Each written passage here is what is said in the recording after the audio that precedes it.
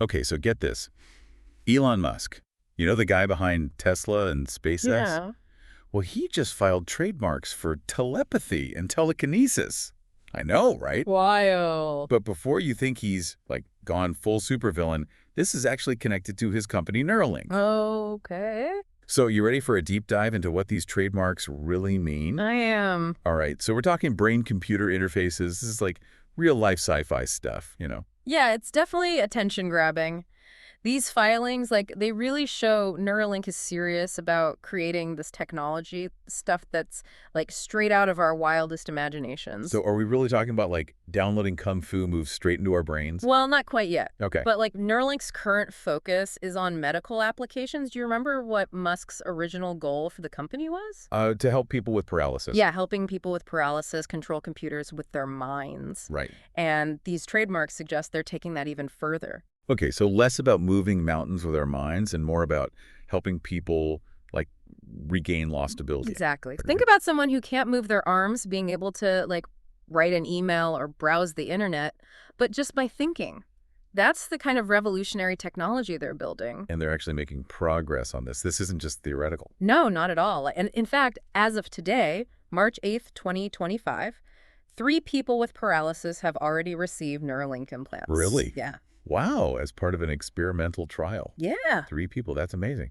It feels like we were just talking about the first successful implant in a sheep a few years ago. I know. That's how quickly this field is advancing. It's incredible. The first human recipient, Nolan Arbaugh, had his surgery way back in January 2024. And, like, since then, the FDA has even approved a second patient for the trial. Hold on, so there's a tiny computer chip in someone's brain right now that's allowing them to, like, interact with the world in a whole new way. Yeah, that's right. And the technology behind it is, like, pretty amazing. Imagine a tiny device, like, about the size of a coin implanted in the brain. That device, it's called the link, has incredibly thin threads, they're thinner than a human hair, that are connected to an array of electrodes, and that's called the N1.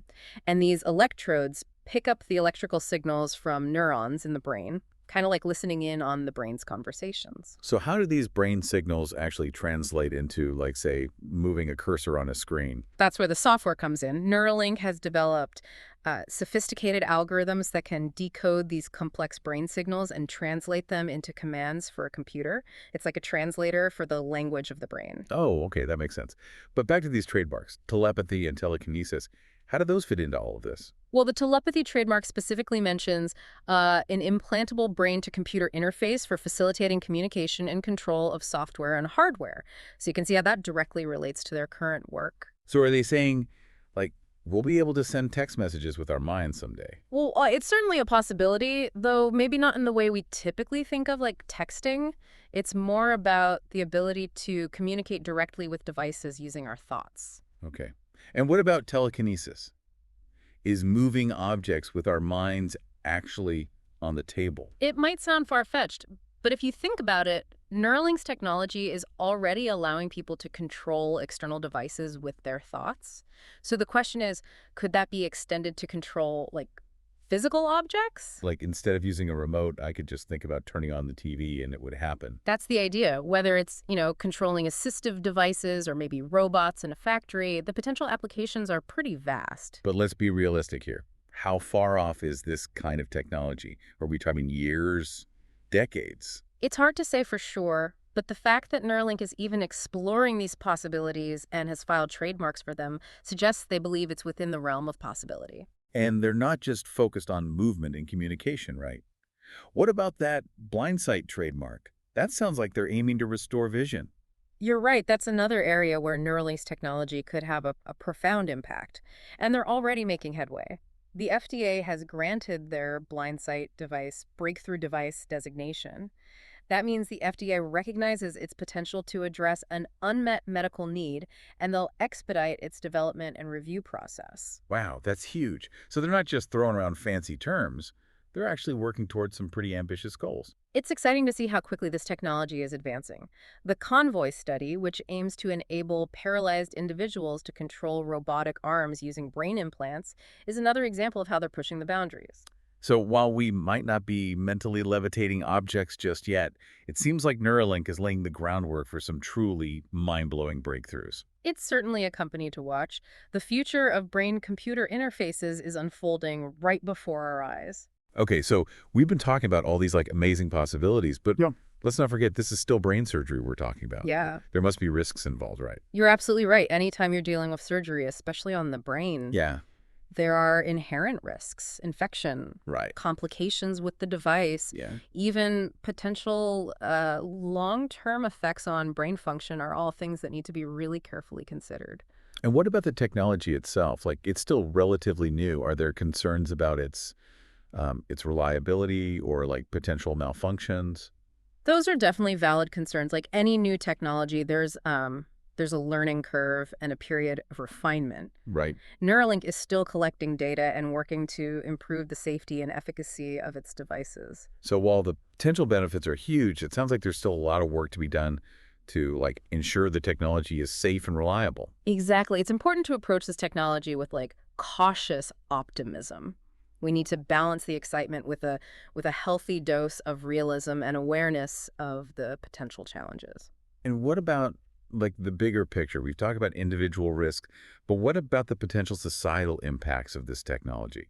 It feels like we're entering uncharted territory here. You're hitting on a crucial point. Yeah. The development of brain-computer interfaces, it raises all sorts of ethical and societal questions that we need to grapple with. Like what? Imagine a world where your thoughts could be like accessed or manipulated. Oh, wow. What happens to privacy in that scenario? That's a bit unsettling, to say the least. Like, our thoughts are the most private things we have. Right. The idea of someone being able to, like, tap into them is pretty unnerving. And it's not just about someone actively trying to like hack into your thoughts. Right. Think about the data that these devices collect. Where is that data stored? Yeah. Who has access to it? How is it being used? These are all questions we need to be asking. So are we talking about needing, like, new laws and regulations to govern this technology? Absolutely. Our current legal frameworks are simply not equipped to deal with the complexities of brain-computer interfaces. Right. We need to start thinking about things like data security, privacy rights, and informed consent in the context of this technology. It sounds like we're going to need a whole new set of rules for the age of, like, brain-computer interaction. Yes. And this technology is advancing so rapidly. How can we ensure that those rules keep pace? That's a huge challenge. Yeah. We need to create flexible and adaptable regulatory frameworks that can evolve alongside the technology itself. It's going to require collaboration between scientists, Yeah.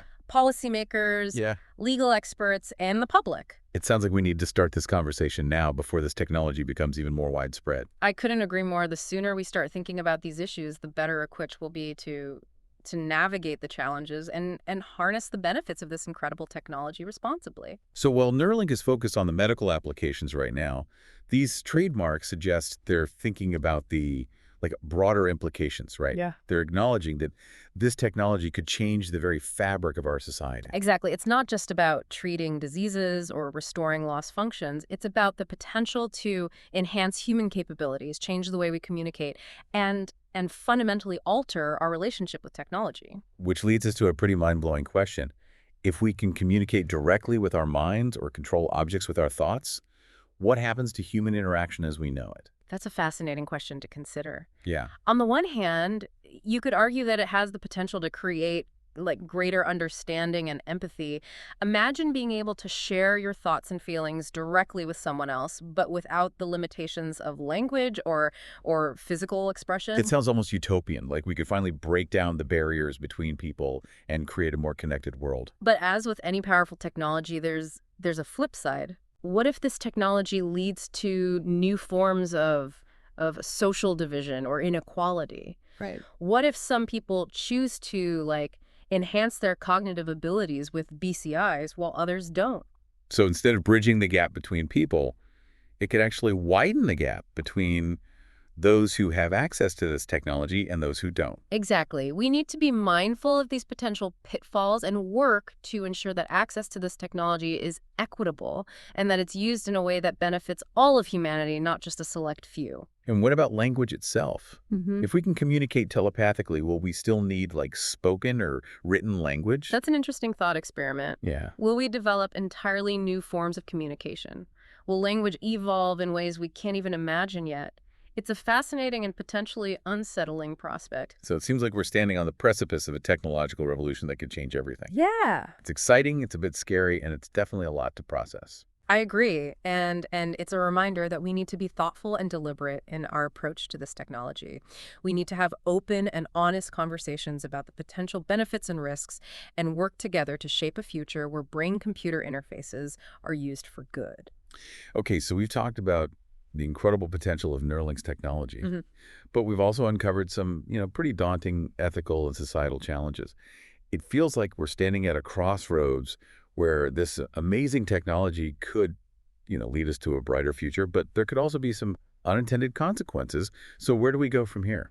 I think the key is like proactive and collaborative action. We need to start having these conversations now, like bringing together experts from all different fields, Yeah. scientists, ethicists, policymakers, and even the public to create like a framework for the responsible development and use of this technology. So it's not just about the technology itself, but about the guardrails that we put in place around it. Exactly. We need to think about ethical guidelines for research, data security, and privacy rights, and maybe even create like a BCI Bill of Rights to protect, individuals' mental privacy and make sure there's equal access to this technology. A BCI Bill of Rights. That's an interesting concept. Yeah. But how do we make sure these safeguards are actually implemented and enforced? Like technology often moves faster than a law, right? That's a valid concern. We need to be proactive and create adaptable regulations that can keep pace with the rapid advancements in this field. It might even require like new international agreements to address the global implications of BCIs. So it's a multifaceted challenge that requires a multifaceted solution. It won't be easy, but it seems essential if we want to harness the potential of BCIs while, minimizing the risks. Absolutely. And it's not just the responsibility of scientists and policymakers. We all have a role to play in shaping the future of this technology. So what can, the average person do to get involved in this conversation? Stay informed, read about these advancements, engage in discussions, and voice your concerns and hopes for the future of BCIs. This technology has the potential to impact every aspect of our lives, so it's crucial that, we're all part of the conversation. It's like we're on the verge of a new era where the line between, science fiction and reality is becoming increasingly blurred. Mm. It's both exciting and a bit daunting. It certainly is. But it's a reminder that we're living in a time of extraordinary technological advancement, and with that comes a responsibility to use this technology wisely and make sure it benefits all of humanity. Well, we've covered a lot of ground in this deep dive. We've explored the potential of Neuralink's technology to revolutionize medicine, communication, and even our understanding of what it means to be human. And we've also delved into the ethical and societal challenges that come with this technology and the need for careful consideration and proactive action to ensure a responsible and equitable future for BCIs. And as we've seen, this isn't just a technological issue, this is a human issue. It's about the future we want to create and the role we each play in shaping that future. We hope this deep dive has given you a new perspective on Neuralink, brain-computer interfaces, and the incredible possibilities and challenges that lie ahead. And on that note, we'll wrap up this episode of The Deep Dive. Thanks for joining us on this journey of exploration and discovery. Keep those minds curious, and we'll catch you on the next Deep Dive.